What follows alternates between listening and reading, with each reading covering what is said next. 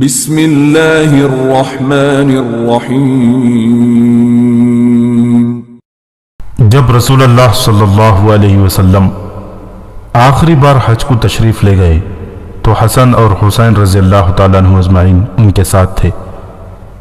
ان کے نانا اور والد کے ساتھ دونوں بچوں نے حج کے فرائض ادا کیے اور ان تاریخی مقامات کو پہلی بار اپنی آنکھوں سے دیکھا جن کا ذکر اپنے بزرگوں سے سنا کرتے تھے۔ حج سے واپسی کے وقت غدیر خم میں قیام کیا تو خلقت اپنے پیغمبر اور ان کے پیارے نواسوں کے دیدار کو ٹوٹ پڑی۔ وہاں پہلی بار نانا جان نے ان کے والد علی ابن ابی طالب کی صفات پر روشنی ڈالی۔ آپ نے فرمایا، علی میرے عزیز رشتہ دار اور قریب ترین دوست و غمخوار ہیں۔ میں ان کی دلیری، صفا گوئی اور عالمانہ قابلیت سے بہت مطمئن ہوں۔ وہ میرے پیغام کے وارث ہیں۔ حضرت عثمان رضی اللہ تعالیٰ عنہ کی شہادت کے بعد علی ابن ابی طالب رضی اللہ تعالیٰ عنہ کے سوا کوئی رہنما نظر نہ آتا تھا۔ حالات ایسے بگڑ چکے تھے کہ قابو میں لانے کی کوئی صورت نہ تھی۔ حضرت عثمان غنی رضی اللہ تعالیٰ عنہ کی شہادت سے فتنوں کا ایک غیر منقطع سلسلہ شروع ہو جاتا ہے۔ اس میں منافقین کی سازشیں، بھولے بھالے مسلمانوں کے جذبات سے کھیلنے کے واقعات پیش آتے ہیں۔ مسلمانوں کی آپس میں تلوار چلتی ہے۔ مسلمان بھی وہ جو خیر الخلائق بعد الانبیاء کہلانے کے مستحق ہیں۔ حالات ایسے بگڑ چکے تھے کہ قابو میں لانے کی کوئی صورت نہ تھی۔ لوگ جوق در جوق ان کی طرف آنے لگے، مگر انہیں ایسی گوشہ نشینی کی عادت ہو گئی تھی کہ ہجوم سے وحشت ہوتی تھی۔ جب لوگوں کی طرف سے تقاضا بڑھا تو قبیدہ خاطر ہو کر کہنے لگے، میری جان چھوڑو، کسی اور کو تلاش کرو۔ تم لوگ اتنے خودسر ہو چکے ہو جیسے بے مہار اونٹ۔ تم جانتے ہو میں بہت سخت گیر ہوں۔ مجھے اپنا امیر بناؤ گے تو پچھتاؤ گے۔ میں تمہیں ہرگز کسی قسم کی چھوٹ نہیں دوں گا۔ مجھ سے تم کوئی رو رعایت کی امید نہ رکھنا۔ ہمیں منظور ہے، لوگوں نے ایک زبان ہو کر کہا۔ پھر بھی انکار کرتے رہے تو لوگوں نے شور مچانا شروع کیا، یا علی، آپ دیکھ رہے ہیں قوم پر بڑی آزمائش کا وقت آ پڑا ہے۔ آپ کو اسلام کی تباہی کا بھی خیال نہیں۔ اس شر کے سیلاب کو روکنا آپ کا فرض ہے۔ علی پھر بھی ہچکچاتے رہے۔ وہ جانتے تھے کہ سب خود غرض ہیں، جاہ پسندی کا چسکا پڑ گیا ہے، ذہنوں پر مادہ پرستی کے غلاف چڑھے ہوئے ہیں۔ حکومت کو مطلب برآری کا وسیلہ مانا جاتا ہے، خلافت کو ملک گیری کا کھلونا بنا لیا ہے۔ کم ظرفی لوگوں کے دلوں میں پنجے گاڑ چکی ہے۔ ایسی صورت میں ذہنوں کو موڑنے اور طبیعتوں کا رخ بدلنے میں لوہے لگ جائیں گے۔ وہ انہیں غور کرنے کی مہلت بھی دینا چاہتے تھے۔ کل کو اٹھ کر یہ نہ کہیں کہ گھبراہٹ میں کچھ سوجھا نہیں۔ بیعت دل اور یقین کے ساتھ ہونا چاہیے، ہنگامی جذبہ اور وقتی ضرورت کے زیر اثر نہ ہونا چاہیے۔ لوگوں، اچھی طرح کان کھول کر سن لو۔ اگر تم نے مجھے اپنا امام بنانے کا فیصلہ کیا تو میں تمہارا اعلی کار نہیں بنوں گا۔ تم مجھے اچھی طرح جانتے پہچانتے ہو، پرکھ چکے ہو۔ میں اصولوں کا پکا ہوں۔ قرآن اور سنت کے سوا کسی مصلحت کے آگے ہتھیار نہ ڈالوں گا۔ اگر تم نے کسی اور کو چن لیا تو میں ایک مثالی شہری کی طرح تمہارے فیصلے کا احترام کروں گا، لیکن اگر مجھے منتخب کرتے ہو تو یاد رکھو میں کسی کے ذاتی مفاد میں کوئی دلچسپی نہ لوں گا۔ میں سخت گیر ہوں اور تم منمانی کے عادی ہو چکے ہو، میری سختیاں نہ جھیل سکو گے۔ یہ سن کر ان کے مداحوں کو اور بھی جوش آ گیا۔ لوگ بیعت کے لیے ان پر ٹوٹ پڑے۔ وہ حملہ ہوا، ایسی گھمسان ہوئی کہ اپنے پرائے کا ہوش نہ رہا۔ ابائیں پھٹ گئیں، سروں سے امامے کھل گئے، جوتوں کے تسمے ٹوٹ گئے۔ عورتیں اپنے مردوں کو گھسیٹ گھسیٹ کر لانے لگیں۔ وہی ہوا جس کا ڈر تھا۔ علی ابن ابی طالب کا دور خلافت شروع ہوتے ہی بنی امیہ نے سر اٹھایا۔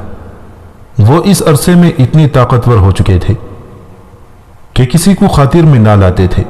ہر طرف خاک اڑانے لگے اور علی کو ایک دن چین نہ نصیب ہوا۔ حضرت عثمان رضی اللہ تعالیٰ عنہ کی شہادت 35 ہجری کے وقت سے مسلمانوں میں باہم تلوار چلنے کا جو دروازہ کھلا تو پھر اس پر حرام ہو گیا کہ بند ہو، اور یہی آن حضرت صلی اللہ علیہ وسلم نے فرمایا تھا، میری امت میں جب ایک دفعہ آپس میں تلوار کھینچ جائے تو پھر وہ قیامت تک رکھی نہ جائے گی۔ یہی بات حضرت عبداللہ بن سلام رضی اللہ تعالیٰ عنہ نے ان کوفیوں، بصریوں اور مصریوں سے فرمائی تھی جو حضرت عثمان رضی اللہ تعالیٰ عنہ کے در پر قتل تھے۔ مورخ ابن اسیر نے ان کے الفاظ نقل کیے ہیں، اے لوگوں، اللہ کی تلوار کو آپس میں مت کھینچو، خدا کی قسم اگر تم نے اسے بے نیام کر دیا تو پھر یہ واپس نیام میں جانے والی نہیں۔ دیکھو، سمجھو، آج تک تمہاری حکومت فقط درے سے چلتی رہی ہے، اگر تم نہ مانے اور عثمان کو قتل کر دیا تو پھر یہ تلوار ہی سے چلے گی۔ اور خود حضرت عثمان رضی اللہ تعالیٰ عنہ نے ان لوگوں سے اس بات کو یوں کہا تھا، اگر تم نے مجھے قتل کر دیا تو پھر آئندہ کبھی باہم محبت سے نہ رہ سکو گی، ایک ساتھ نماز نہ پڑھ پاؤ گی، اور ایک جان ہو کے دشمن سے نہ لڑ سکو گی۔ حضرت عثمان رضی اللہ تعالیٰ عنہ کا دور خلافت کل 12 سال رہا۔ شروع کے 6 برسوں میں لوگوں کو آپ سے کوئی شکایت نہیں ہوئی، بلکہ ان برسوں میں وہ حضرت عمر رضی اللہ تعالیٰ عنہ سے بھی زیادہ لوگوں میں مقبول و محبوب رہے، اس لیے کہ حضرت عمر رضی اللہ تعالیٰ عنہ کے مزاج میں کچھ سختی تھی اور حضرت عثمان غنی رضی اللہ تعالیٰ عنہ میں سختی کا وجود نہ تھا۔ آپ بہت بامروت تھے، لیکن آخری 6 برسوں میں بعض گورنروں کے سبب لوگوں کو آپ سے شکایت ہو گئی۔ آپ نے عبید اللہ بن ابی سراح کو مصر کا گورنر مقرر کیا۔ ابھی عبداللہ کے تقرر کو صرف 2 سال ہوئے تھے کہ مصر کے لوگوں کو ان سے شکایتیں ہو گئیں۔ انہوں نے حضرت عثمان غنی سے دادرسی چاہی۔ آپ نے بذریعہ تحریر عبداللہ کو سخت تنبیہ فرمائی اور تاکید کی، خبردار، آئندہ تمہاری شکایت میرے پاس نہ پہنچے۔ خلفائے راشدین میں لکھا ہے، جس کے مصنف جلال الدین احمد امجدی ہیں، کہ عبداللہ نے آپ کے خط کی کچھ پرواہ نہ کی، بلکہ مصر کے جو لوگ دارالخلافہ مدینہ شکایت لے کر آئے تھے ان کو بھی قتل کر دیا۔ اس سے مصر کی حالت اور زیادہ خراب ہو گئی، یہاں تک کہ وہاں سے 700 افراد مدینہ تشریف لائے اور حضرت عثمان غنی رضی اللہ تعالیٰ عنہ کی زیادتیاں بیان کی اور دوسرے صحابہ اکرام سے بھی شکایتیں کی، تو بعض صحابہ اکرام نے حضرت عثمان غنی سے سخت کلامی کی اور ام المؤمنین حضرت عائشہ رضی اللہ تعالیٰ عنہ نے آپ کے پاس کہلا بھیجا کہ رسول اللہ صلی اللہ علیہ وسلم کے صحابہ آپ کے پاس آئے ہیں اور عبداللہ بن ابی سراح جس پر قتل کا الزام ہے اس کی معزولی اور برطرفی کا آپ سے مطالبہ کرتے ہیں، مگر آپ ان کی باتوں پر توجہ نہیں دیتے۔ آپ کو چاہیے کہ ایسے شخص کو مناسب سزا دیں۔ اور حضرت علی رضی اللہ تعالیٰ عنہ تشریف لائے۔ انہوں نے بھی حضرت عثمان غنی رضی اللہ تعالیٰ عنہ سے کہا کہ یہ لوگ قتل ناحق کے سبب مصر کے گورنر کی معذوری چاہتے ہیں، آپ اس معاملے میں انصاف کیجئے اور عبداللہ بن ابی سراح کی جگہ پر کسی دوسرے گورنر کو مقرر کر دیجئے۔ آپ رضی اللہ تعالیٰ عنہ نے مصر کے لوگوں سے فرمایا، آپ لوگ خود ہی کسی گورنر کو چن لیجئے، میں عبداللہ بن ابی سراح کو معزول کر کے آپ لوگوں کے چنے ہوئے گورنر کو مقرر کر دوں گا۔ ان لوگوں نے حضرت ابو بکر صدیق رضی اللہ تعالیٰ عنہ کے فرزند یعنی محمد بن ابی بکر کو منتخب کیا۔ امیر المؤمنین حضرت عثمان غنی رضی اللہ تعالیٰ عنہ نے ان لوگوں کے انتخاب کو منظور فرما لیا اور محمد بن ابو بکر کے لیے پروانہ تقرری اور عبداللہ بن ابی سراح کے بارے میں معزولی کی تحریر لکھ دی۔ محمد بن ابی بکر مصر سے آئے ہوئے 700 افراد اور کچھ انصار و مہاجرین کے ساتھ مصر کے لیے روانہ ہو گئے۔ مدینہ منورہ سے ابھی یہ قافلہ تیسری ہی منزل پر تھا کہ ان کو ایک حبشی غلام اونٹنی پر بیٹھا ہوا نہایت تیزی کے ساتھ مصر کی طرف جاتا ہوا نظر آیا۔ اس کے رنگ ڈھنگ سے اور اس کی تیز رفتاری سے معلوم ہوتا تھا کہ یہ غلام یا تو اپنے مالک سے بھاگا ہوا ہے اور یا تو کسی کا قاصد ہے۔ قافلے والوں نے اسے بڑھ کر پکڑ لیا اور پوچھا کہ تو کون ہے؟ تو کہیں سے بھاگا ہے یا تجھے کسی کی تلاش ہے؟ اس نے کہا کہ میں امیر المؤمنین حضرت عثمان غنی رضی اللہ تعالیٰ عنہ کا غلام ہوں۔ پھر کہا کہ میں مروان کا غلام ہوں۔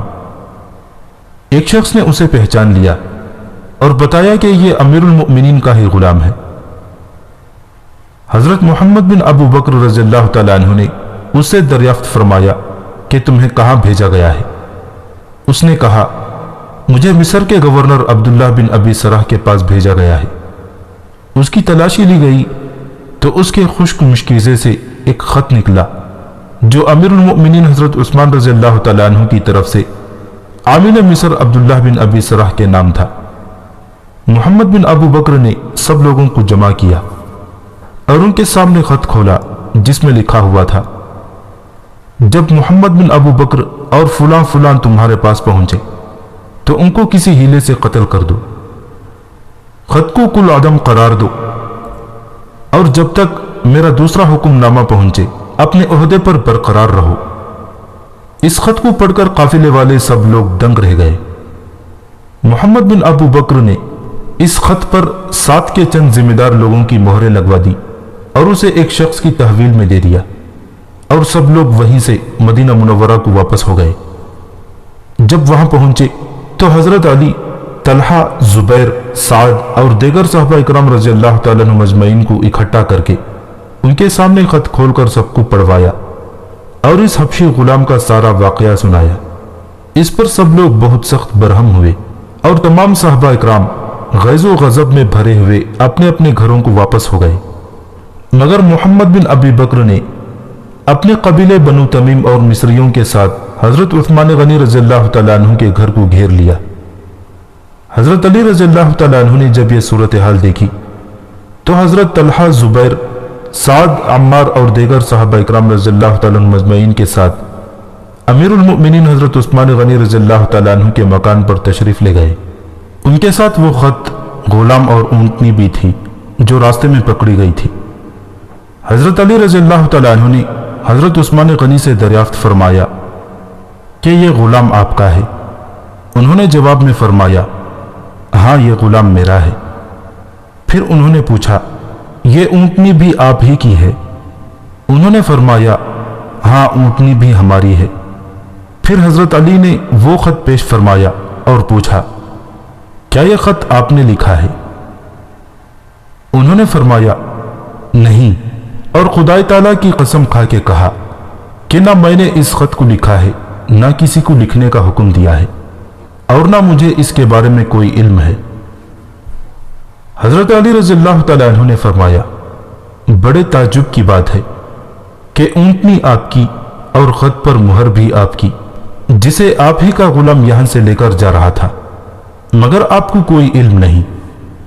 تو پھر حضرت عثمان غنی نے اللہ تعالیٰ کی قسم کھا کے فرمایا نہ میں نے اس خط کو لکھا ہے، نہ کسی سے لکھوایا ہے، اور نہ میں نے غلام کو یہ خط دے کر مصر کی طرف روانہ کیا ہے۔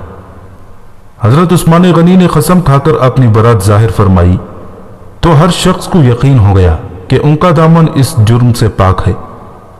لوگوں نے تحریر کو بغور دیکھا تو یہ خیال قائم کیا کہ تحریر مروان کی ہے اور ساری شرارت اسی کی ذات سے ہے۔ مروان اس وقت امیر المؤمنین کے مکان میں موجود تھا۔ لوگوں نے ان سے کہا کہ آپ اسے ہمارے حوالے کر دیجئے۔ آپ نے انکار کر دیا، اس لیے کہ وہ لوگ غیظ و غضب میں بھرے ہوئے تھے۔ مروان کو سزا دیتے اور اسے قتل کر دیتے، حالانکہ تحریر سے یقین کامل نہیں ہوتا، اس لیے کہ ایک تحریر دوسری تحریر کے مشابہ ہوتی ہے، تو انہیں مروان کی تحریر کے ہونے کا صرف شبہ تھا، اور شبہ کا فائدہ ہمیشہ ملزم کو پہنچتا ہے۔ اس لیے حضرت عثمان غنی نے مروان کو ان کے سپرد نہیں کیا، علاوہ اس کے سپرد کرنے میں بہت بڑے فتنے کا اندیشہ بھی تھا۔ بہرحال حضرت عثمان غنی نے مروان کو لوگوں کے حوالے کرنے سے انکار کر دیا تو صحابہ اکرام رضی اللہ تعالیٰ عنہ مجمعین ان کے یہاں سے اٹھ کر چلے گئے اور آپس میں یہ کہہ رہے تھے کہ حضرت عثمان کبھی جھوٹی قسم نہیں کھا سکتے، مگر کچھ لوگ یہ بھی کہہ رہے تھے کہ وہ شخص سے بری نہیں ہو سکتے جب تک کہ مروان کو ہمارے سپرد نہ کر دیں اور ہم اس سے تحقیق نہ کر لیں اور یہ معلوم نہ ہو جائے کہ رسول اللہ صلی اللہ علیہ وسلم کے صحابیوں کو قتل کرنے کا حکم کیوں دیا گیا؟ اگر یہ بات ثابت ہو گئی کہ خط انہوں نے ہی لکھا ہے تو ہم انہیں خلافت سے الگ کر دیں گے، اور اگر یہ بات پایا ثبوت کو پہنچی کہ حضرت عثمان غنی کی طرف سے مروان نے خط لکھا ہے تو ہم اسے سزا دیں گے۔ جب اکابر اصحاب اپنے اپنے گھر چلے گئے تو بلوائیوں نے محاصرے میں اور سختی پیدا کر دی، یہاں تک کہ ان پر پانی کو بند کر دیا۔ حضرت عثمان غنی نے اوپر سے جھانک کر مجمع سے دریافت فرمایا، کیا تم میں علی ہیں؟ لوگوں نے کہا نہیں۔ پھر آپ نے پوچھا، کیا تم میں سعد موجود ہیں؟ جواب دیا، سعد بھی موجود نہیں۔ یہ جواب سن کر آپ تھوڑی دیر خاموش رہے، اس کے بعد فرمایا، کوئی شخص علی کو یہ خبر پہنچا دے کہ وہ ہمارے لیے پانی مہیا کر دے۔ جب حضرت علی کو یہ خبر پہنچ گئی تو انہوں نے آپ کے لیے پانی سے بھرے ہوئے 3 مشکیزیں بھیجوا دیے، مگر وہ پانی بمشکل تمام آپ تک پہنچا کہ اس کے سبب بنی ہاشم اور بنی امیہ کے کئی غلام زخمی ہو گئے۔ اس واقعے سے حضرت علی کو اس بات کا اندازہ ہوا کہ لوگ حضرت عثمان کو قتل کرنا چاہتے ہیں، تو آپ نے اپنے دونوں صاحبزادگان یعنی حضرت حسن و حسین رضی اللہ تعالیٰ عنہ مجمعین سے فرمایا کہ تم دونوں اپنی اپنی تلواریں لے کر حضرت عثمان غنی کے دروازے پر جاؤ، پہرے داروں کی طرح ہوشیار کھڑے رہو، اور خبردار کسی بھی بلوائی کو اندر ہرگز نہ جانے دو۔ اسی طرح حضرت طلحہ، زبیر اور دیگر اکابر صحابہ نے اپنے اپنے صاحبزادگان کو امیر المؤمنین کے دروازے پر بھیج دیا، جو برابر نہایت مستعدی کے ساتھ ان کی حفاظت کرتے رہے۔ حضرت شاہ عبدالعزیز محدث دہلوی رحمۃ اللہ علیہ فرماتے ہیں کہ جب بلوائیوں نے محاصرہ سخت کر دیا تو حضرت عبداللہ بن عمر چند مہاجرین کے ساتھ حضرت عثمان غنی کے دولت خانے پر تشریف لائے اور ان سے کہنے لگے کہ یہ جس قدر بلوائی آپ پر چڑھ آئے ہیں یہ وہی ہیں جو ہماری تلواروں سے مسلمان ہوئے ہیں۔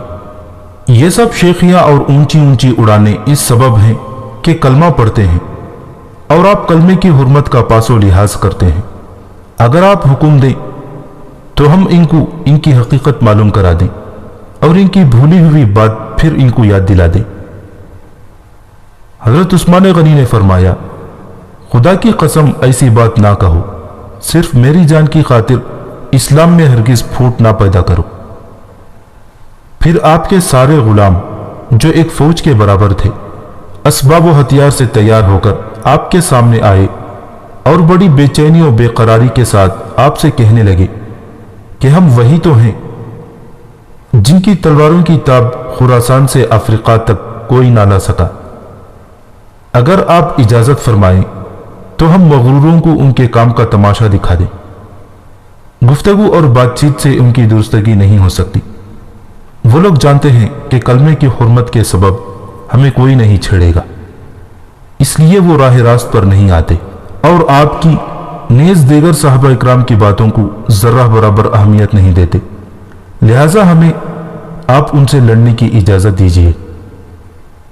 حضرت عثمان غنی نے غلاموں سے فرمایا، اگر تم لوگ میری رضا و خوشنودی چاہتے ہو اور میری نعمت کا حق ادا کرنا چاہتے ہو تو ہتھیار کھول دو اور اپنی اپنی جگہوں پر جا کر بیٹھو، اور سن لو کہ تم لوگوں میں سے جو غلام بھی ہتھیار کھول دے اس کو میں نے آزاد کر دیا۔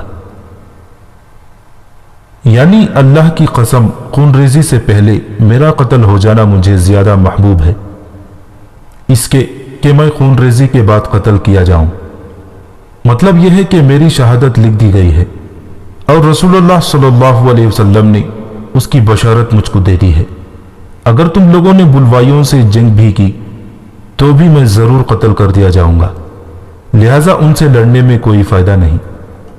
محمد بن ابو بکر نے جب دیکھا کہ دروازے پر ایسا سخت پہرا ہے کہ اندر پہنچنا بہت مشکل ہے تو انہوں نے حضرت عثمان غنی پر تیر چلانا شروع کر دیا، جس میں سے ایک تیر حضرت حسن رضی اللہ تعالیٰ عنہ کو لگ گیا اور آپ زخمی ہو گئے۔ ایک تیر مروان کو بھی لگا، محمد بن طلحہ رضی اللہ تعالیٰ عنہ بھی زخمی ہو گئے، اور ایک تیر سے حضرت علی کے غلام قنبر رضی اللہ تعالیٰ عنہ بھی زخمی ہو گئے۔ मोहम्मद बिन अबू बकर ने जब उन लोगों को जख्मी देखा तो उनको खौफ लाहिक हुआ कि बनी हाशिम अगर हसन और दूसरे लोगों को जख्मी देख लें तो बिगड़ जाएंगे, इस तरह एक नई मुसीबत पैदा हो जाएगी। लिहाजा उन्होंने दो आदमियों के हाथ पकड़कर उनसे कहा कि अगर बनी हाशिम इस वक्त आ गए और उन्होंने हजरत हसन को जख्मी हालत में देख लिया तो वो हमसे उलझ पड़ेंगे और हमारा सारा मंसूबा खाक में मिल जाएगा। लिहाजा हमारे साथ चलो, हम पड़ोस के मकान पर पहुंचकर हजरत उस्मान के घर पर कूद पड़ेंगे। इस गुफ्तगू के बाद मोहम्मद बिन अबू बकर अपने दो साथियों के हमराह एक अंसारी के मकान में घुस गए और वहां से छत फांद कर हजरत उस्मान गनी के मकान में पहुंच गए। उन लोगों के पहुंचने की दूसरे लोगों को खबर ना हुई, इसलिए कि जो लोग घर पर मौजूद थे वो छत पर थे। नीचे अमीरुल मोमिनीन के पास सिर्फ उनकी अहलिया मुहतरमा हजरत नाइला रज़ियल्लाहु तआला अन्हा बैठी हुई थी। सबसे पहले मोहम्मद बिन अबू बकर ने हजरत उस्मान गनी के पास पहुंचकर उनकी दाढ़ी पकड़ ली तो अमीरुल मोमिनीन ने उनसे फरमाया, अगर तुम्हारे बाप हजरत अबू बकर सिद्दीक रज़ियल्लाहु तआला अन्हु तुझे मेरे साथ ऐसी गुस्ताखी करते हुए देखते तो वो क्या कहते। इस बात को सुनकर मोहम्मद बिन अबू बकर ने उनकी दाढ़ी छोड़ दी, लेकिन इसी दरमियान में उनके दोनों साथी आ गए जो अमीरुल मोमिनीन पर झपट पड़े और उनको निहायत बेदर्दी के साथ शहीद कर दिया। इन्ना लिल्लाहि व इन्ना इलैहि राजिऊन। जब हजरत उस्मान गनी पर हमला हुआ और दुश्मन उनको शहीद कर रहे थे, उस वक्त आपकी अहलिया मुहतरमा हजरत नाइला रज़ियल्लाहु तआला अन्हा बहुत चीखीं चिल्लाईं, लेकिन बुलवाइयों ने चूंकि बड़ा शोरो गुगा कर रखा था, इसलिए आप रज़ियल्लाहु तआला अन्हा की चीखों पुकार को किसी ने नहीं सुना। आपकी शहादत के बाद वो बाहर गईं और लोगों को बताया कि अमीरुल मोमिनीन शहीद कर दिए गए। लोगों ने नीचे उतर कर देखा तो हजरत उस्मान गनी का पूरा जिस्म खून आलूद था और उनकी रूह परवास कर चुकी थी।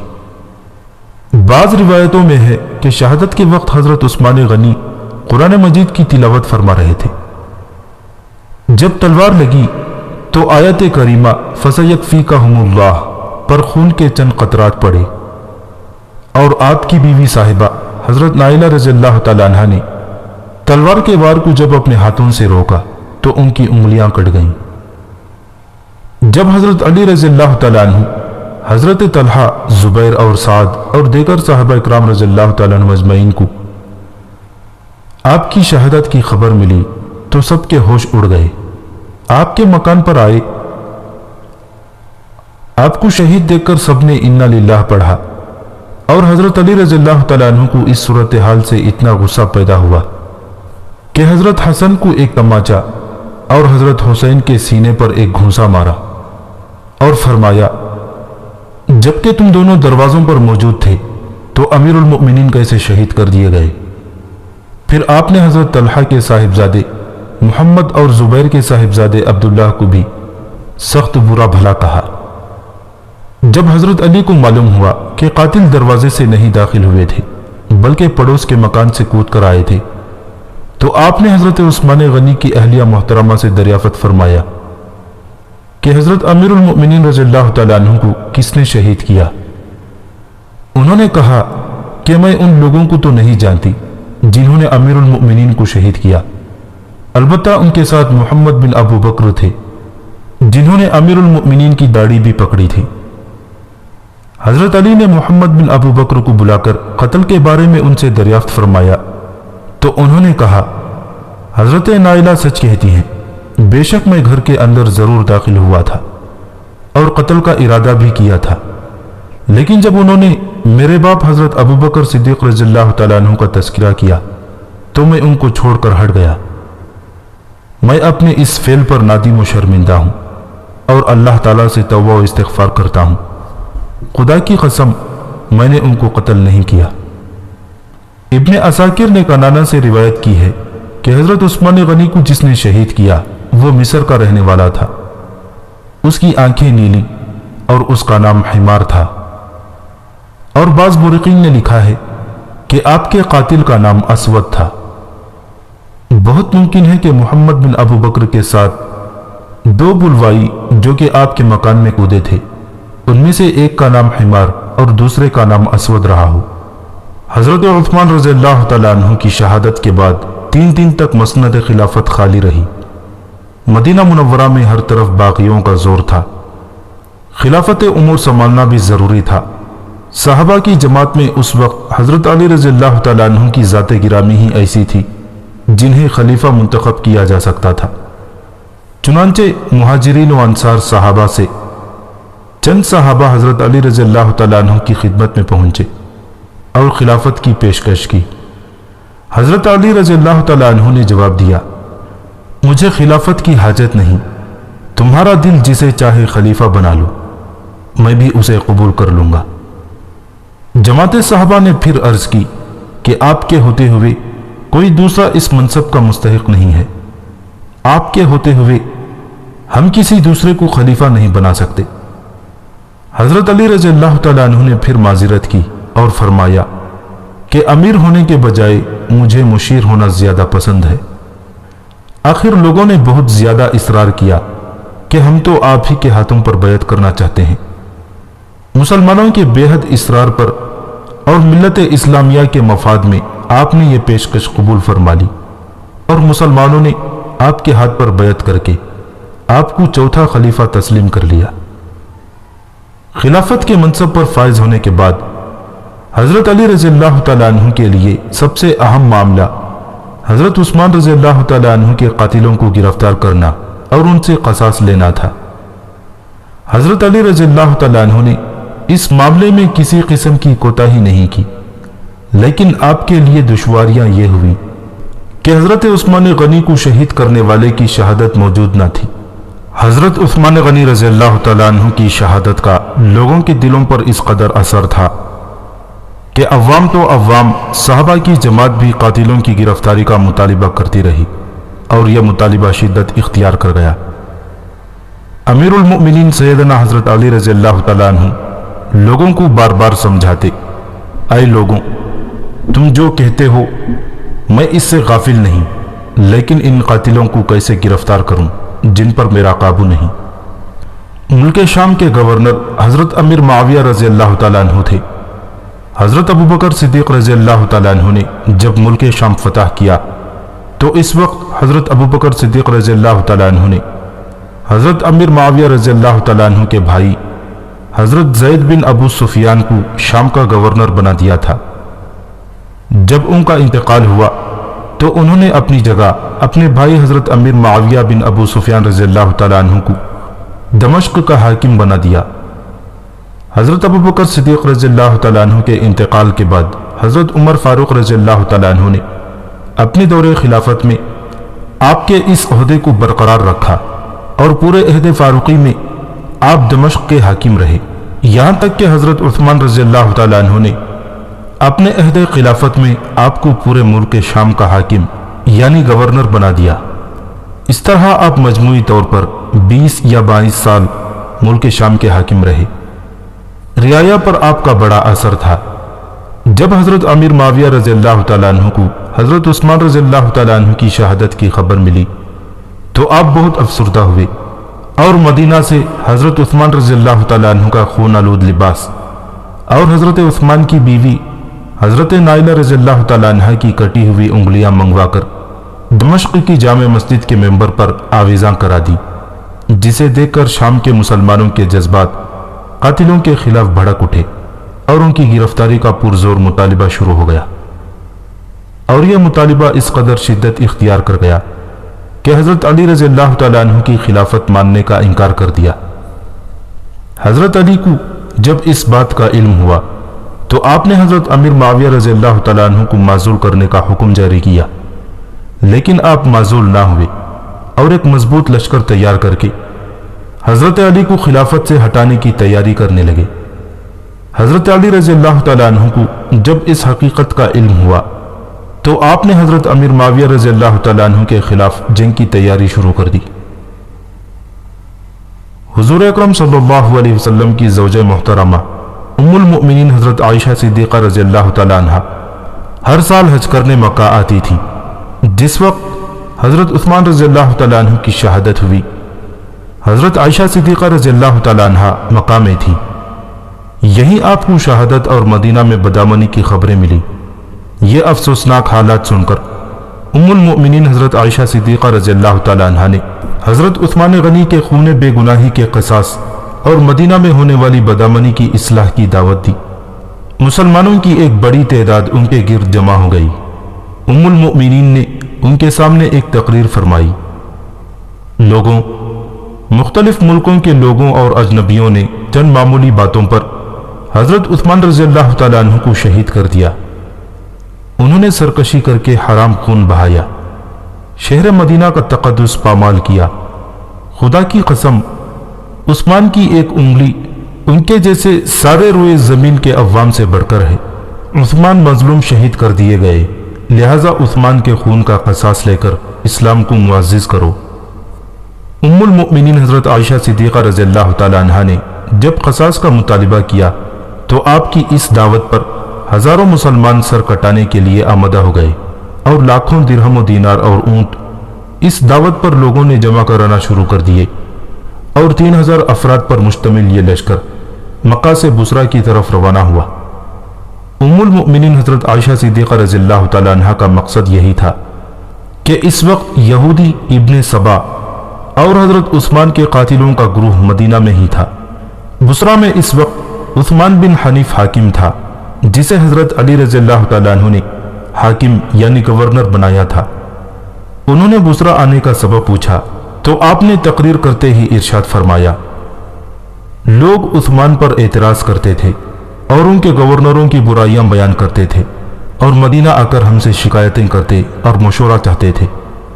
ہم شکایتوں پر غور کرتے تو عثمان کو نیکوکار، پرہیزگار اور سچا پاتے، اور شکایت کرنے والوں کو گنہگار، غدار اور جھوٹا پاتے۔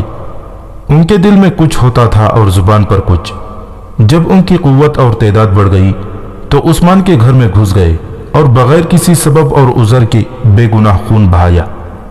لہذا خبردار ہو جاؤ کہ جو کام تمہیں کرنا ہے وہ عثمان کے قاتلوں کی گرفتاری اور کتاب اللہ کے احکام کا نفاذ ہے۔ لوگوں کے دلوں پر اس تقریر کا ایسا اثر ہوا کہ حضرت عثمان بن حنیف کی فوج کا ایک حصہ ان سے الگ ہو گیا۔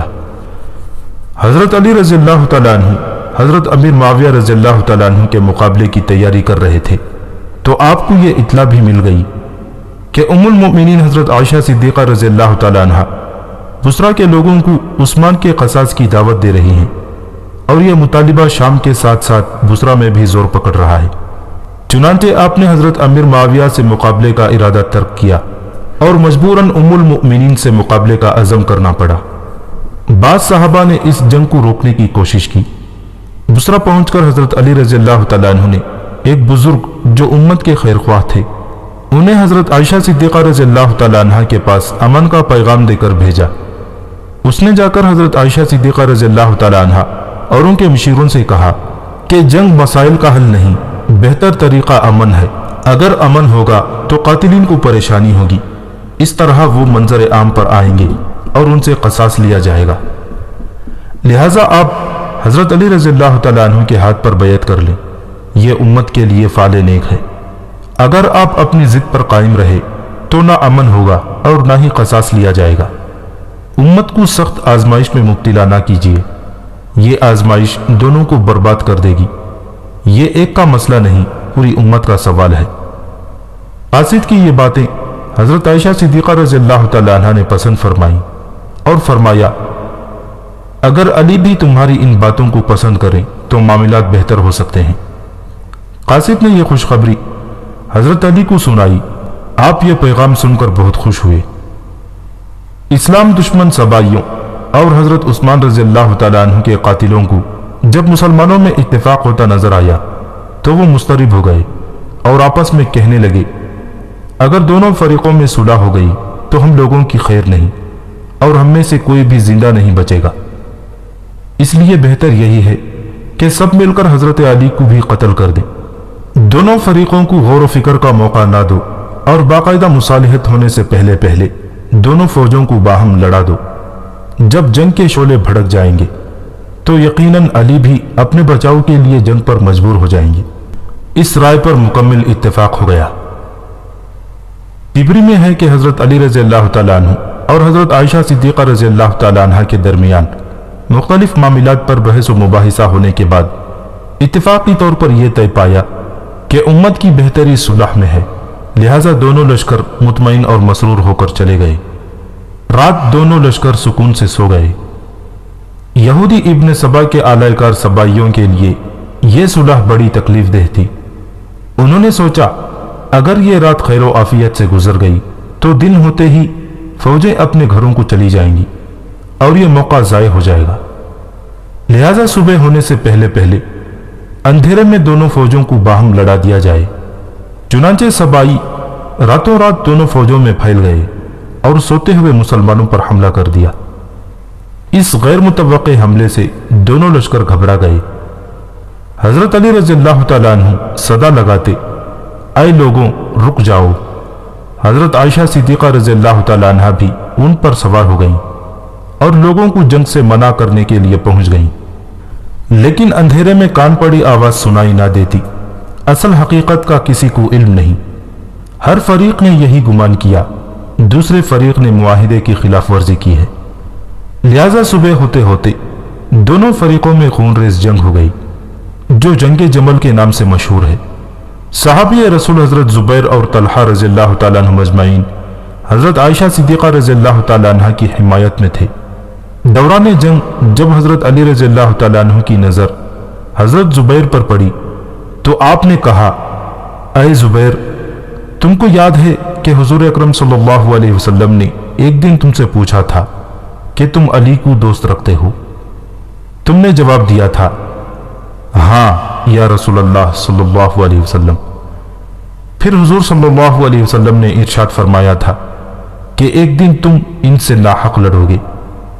حضرت زبیر رضی اللہ تعالیٰ عنہ نے کہا، ہاں یاد آ گیا۔ رسول اللہ صلی اللہ علیہ وسلم کا ارشاد جیسے ہی حضرت زبیر رضی اللہ تعالیٰ عنہ کو یاد آیا، آپ فوراً جنگ سے علیحدہ ہو گئے اور واپس لوٹ گئے۔ جب آپ واپس جا رہے تھے، ایک اسلام دشمن سبا آپ کے ساتھ ہو لیا۔ راستے میں نماز کا وقت آیا، حضرت زبیر رضی اللہ تعالیٰ عنہ نے نماز کی تیاری کی۔ سبائی جو ظاہری اسلام کا لبادہ اڑے ہوئے تھا، اس نے بھی نماز کی تیاری کی اور آپ کی اقتدا میں کھڑا ہو گیا۔ حضرت زبیر رضی اللہ تعالیٰ عنہ جیسے ہی سجدے میں گئے تو اسلام دشمن سبائی نے تلوار سے آپ کا سر قلم کر دیا اور آپ شہید ہو گئے۔ عمرو بن جرموز نامی یہ سبائی آپ کا سر اٹھا کر حضرت علی رضی اللہ تعالیٰ عنہ کی خدمت میں آیا۔ حضرت علی نے حضرت زبیر رضی اللہ تعالیٰ عنہ کا سر دیکھ کر عمرو بن جرموز سے کہا، اے زبیر کے قاتل، تجھے جہنم مبارک ہو۔ جنگ زوروں پر تھی، فریقین ایک دوسرے پر تابڑ توڑ حملے کرتے رہے۔ حضرت عائشہ صدیقہ رضی اللہ تعالیٰ عنہ اونٹ پر بیٹھی اپنے جانبازوں کو حوصلہ افزائی کرتی رہی۔ حضرت علی رضی اللہ تعالیٰ عنہ نے یہ اندازہ لگا لیا جب تک اونٹ اپنی جگہ کھڑا ہے اس وقت تک خون ریزی بند نہ ہوگی، لہٰذا آپ نے اپنی فوج کو حکم دیا کہ حضرت عائشہ صدیقہ رضی اللہ تعالیٰ عنہ کے اونٹ کے پاؤں زخمی کر دیے جائیں۔ چنانچہ ایسا ہی ہوا، اونٹ زخمی ہو کر بیٹھ گیا۔ اونٹ بیٹھتے ہی جنگ کا نقشہ بدل گیا۔ حضرت عائشہ صدیقہ رضی اللہ تعالیٰ عنہ کی فوج کی ہمت ٹوٹ گئی۔ حضرت علی رضی اللہ تعالیٰ عنہ نے اعلان فرمایا کہ بھاگنے والوں کو نہ پکڑا جائے، نہ کسی زخمی کو پامال کیا جائے، اور جو ہتھیار ڈال دے اسے امن فراہم کیا جائے۔ جنگ جمل ختم ہونے پر حضرت علی رضی اللہ تعالیٰ عنہ نے ام المؤمنین حضرت عائشہ صدیقہ رضی اللہ تعالیٰ عنہ کے بھائی محمد بن ابو بکر رضی اللہ تعالیٰ عنہ کو حکم دیا کہ وہ جا کر ام المؤمنین کی خیریت دریافت کریں کہ انہیں کوئی زخم تو نہیں لگا، اور انہیں عزت کے ساتھ خیمے میں پہنچا دیں۔ اس کے بعد آپ خود مزاج پرسی کے لیے حاضر ہوئے اور پوچھا، اے امی جان، مزاج کیسا ہے؟ آپ نے فرمایا، اچھی ہوں۔ امیر المؤمنین حضرت علی رضی اللہ تعالیٰ عنہ نے کہا، اللہ تعالیٰ ہم دونوں کو معاف فرمائے۔ اس کے جواب میں ام المؤمنین نے بھی یہی کلمات ادا فرمائے۔ چند دن آرام کرنے کے بعد حضرت عائشہ صدیقہ رضی اللہ تعالیٰ عنہ کو عزت و احترام کے ساتھ مکہ روانہ کر دیا۔ مکہ جاتے وقت آپ نے لوگوں سے فرمایا، اے میرے بیٹوں، یہ جنگ غلط فہمی کا نتیجہ تھی، لہٰذا ہمیں ایک دوسرے کے ساتھ زیادتی نہیں کرنی چاہیے۔ میرے اور علی کے درمیان جو ساس اور داماد میں کبھی کبھی ہو جایا کرتی تھی، اس کے علاوہ کوئی رنجش نہیں۔ ام المؤمنین فرماتی ہیں، خدا کی قسم میرے اور ان کے درمیان اس کے علاوہ اور کوئی رنجش نہ تھی۔ ام المؤمنین دنیا اور آخرت دونوں جہاں میں حضور اکرم صلی اللہ علیہ وسلم کی حرم ہیں۔ اس خوش آئند گفتگو کے بعد دونوں ایک دوسرے سے رخصت ہوئے۔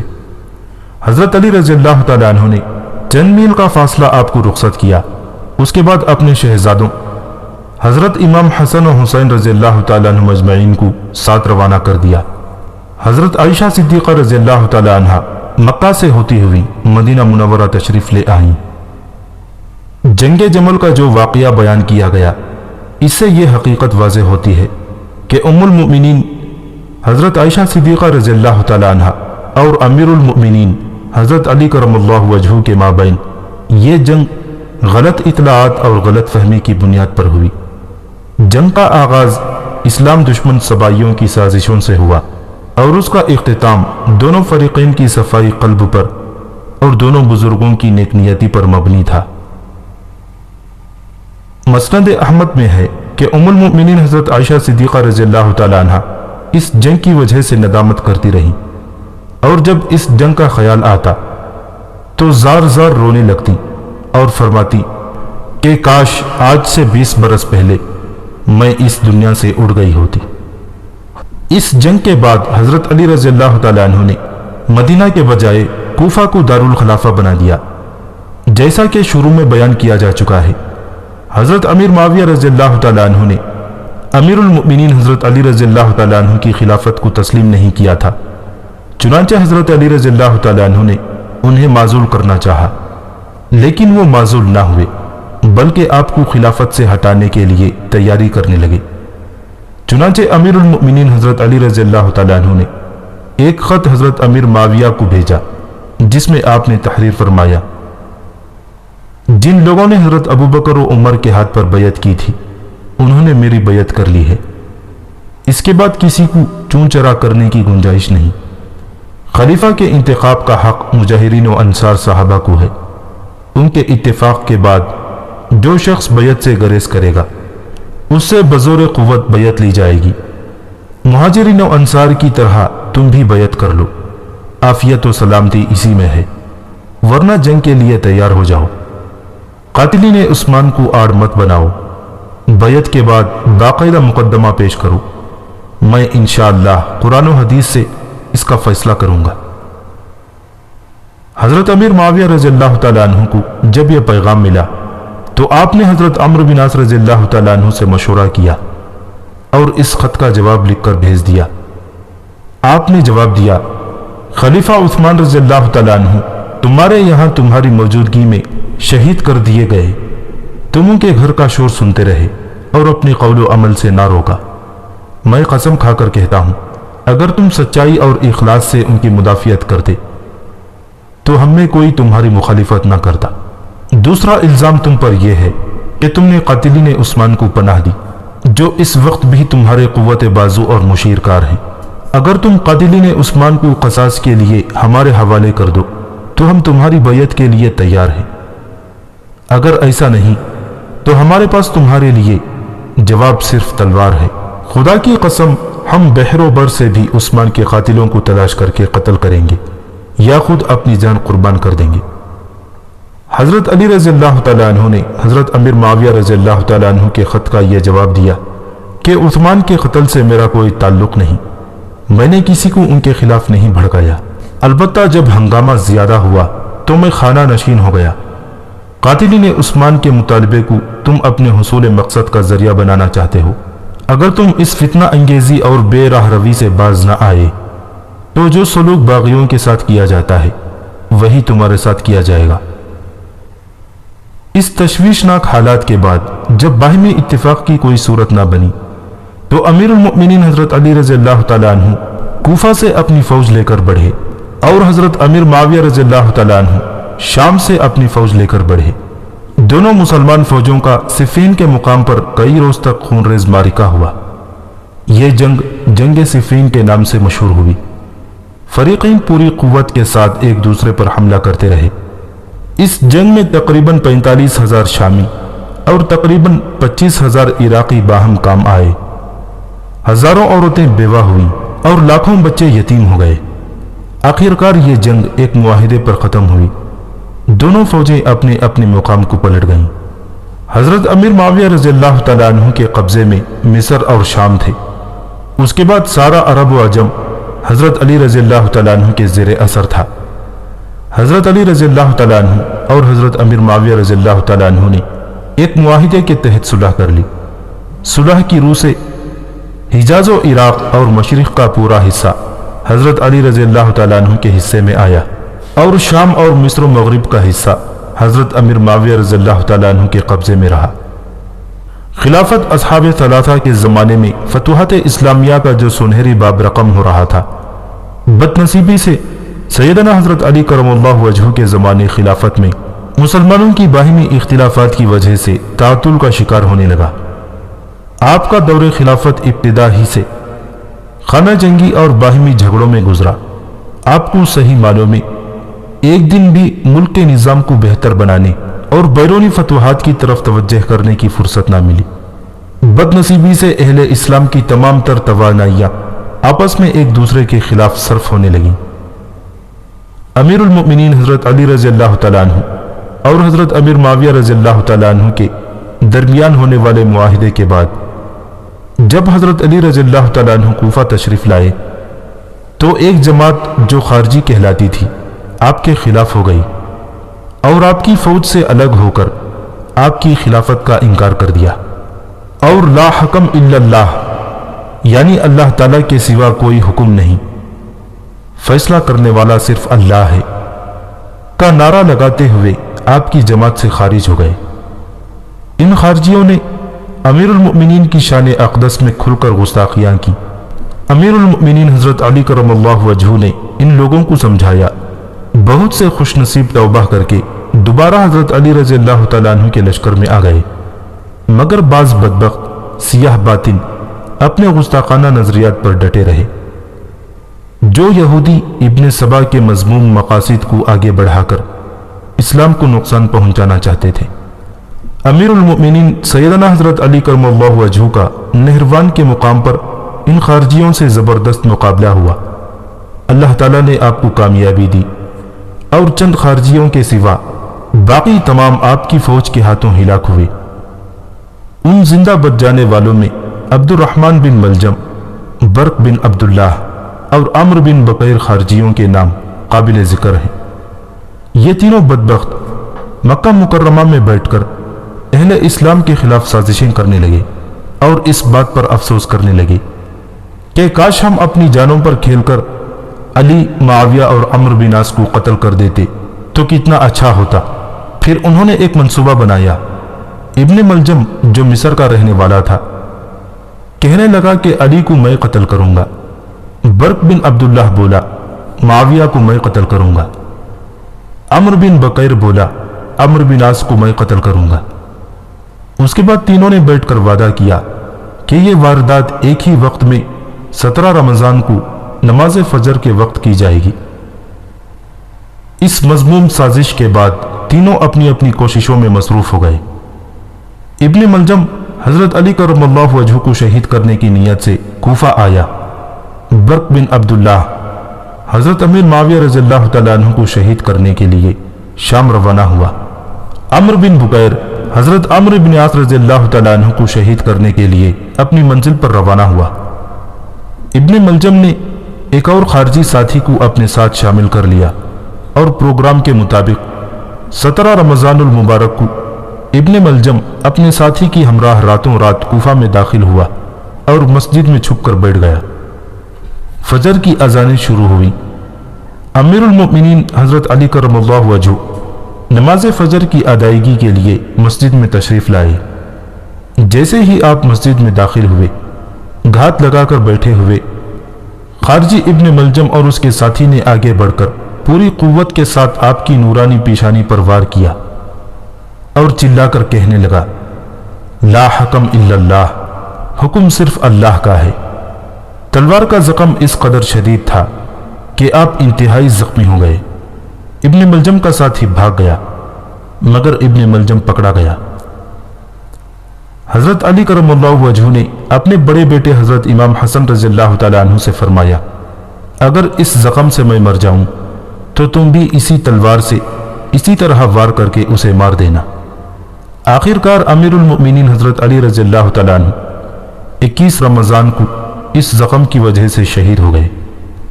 آپ کی زبان اقدس پر جو آخری کلام جاری ہوا لا الہ الا اللہ محمد الرسول اللہ صلی اللہ علیہ وسلم تھا۔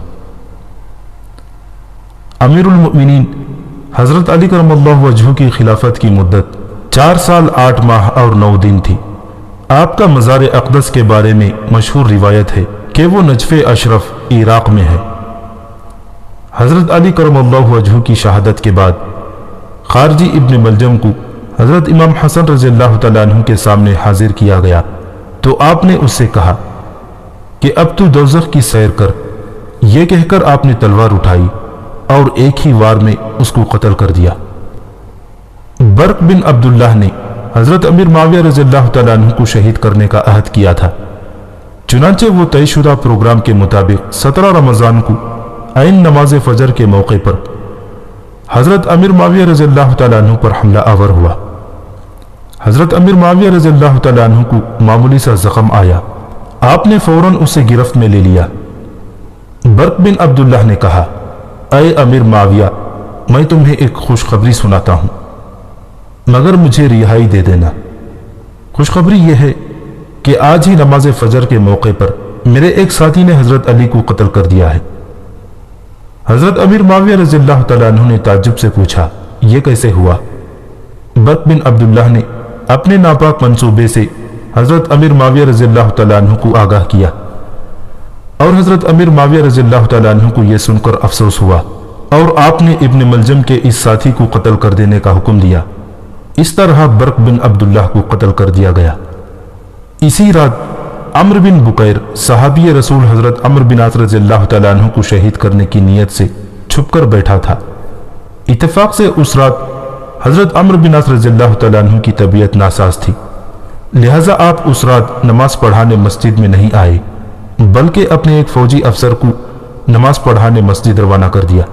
خارجی عمرو بن بکیر نے اسے عمرو بن عاص رضی اللہ تعالیٰ عنہ سمجھ کر قتل کر دیا۔ لوگوں نے اسے فوراً گرفتار کر لیا اور حضرت عمرو بن عاص رضی اللہ تعالیٰ عنہ کے سامنے حاضر کر دیا۔ عمرو بن عاص رضی اللہ تعالیٰ عنہ کو زندہ دیکھ کر خارجی عمرو بن بکیر کہنے لگا کہ اے عمرو بن عاص، میں نے تمہارے شعبے میں اسے قتل کر دیا۔ عمرو بن عاص رضی اللہ تعالیٰ عنہ نے خارجی عمرو بن بکیر کو قتل کروا دیا۔ اس طرح یہ تینوں ملعون اپنے ٹھکانے پر پہنچ گئے۔